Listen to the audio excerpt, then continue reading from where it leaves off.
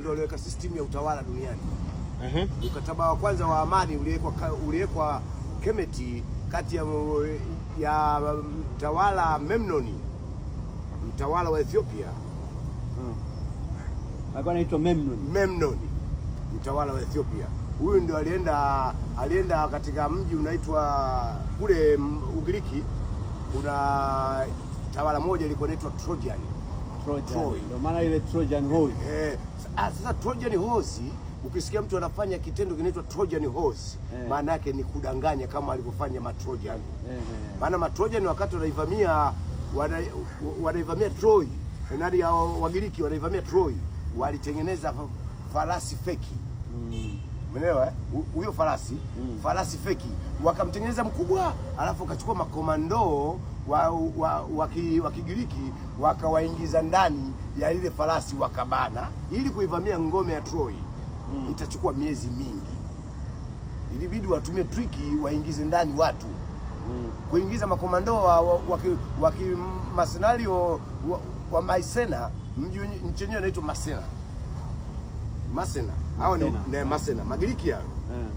Kisa wanagombea mwanamke. Naona hata filamu walicheza. Kuna filamu inaitwa Troy. Troy. Unachosema ndio ipo kwenye filamu. Troy, yule Trojan horse ni wanajeshi sasa wamepigana mfalme. Unajua huku Troy walikuwa na kijana mmoja Wagiriki walikuwa na kijana mmoja anaitwa Achilles.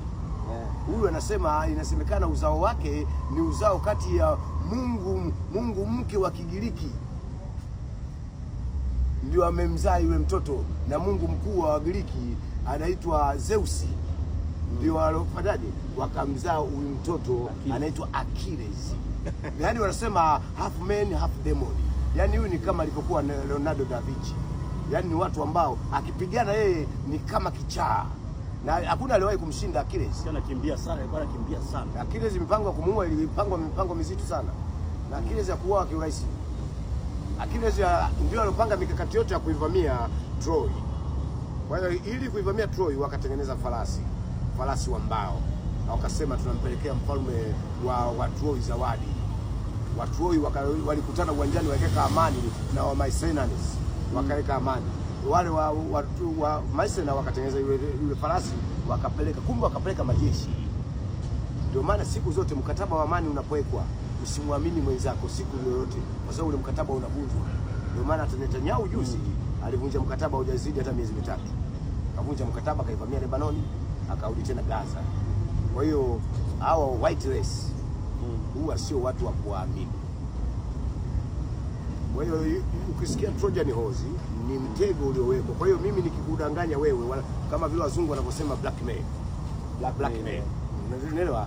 Na hii kwa sababu wazungu wanapotuchukia sisi ndio maana akaweka kitu blackmail. Kila kitu cheusi duniani ni kibaya. Blackmail. Ukisikia kuna black web. Yes, namna hiyo. Black market. Yani kila kitu kibaya. Yani kila kitu kibaya kinawalenga sisi. Nguo za msiba black. Umeelewa? Sherehe white. Na kuvaa nguo nyeupe katika sherehe za ni sherehe za kizungu, tamaduni za wazungu. Kuvaa nguo nyeupe tunaita mosquito net.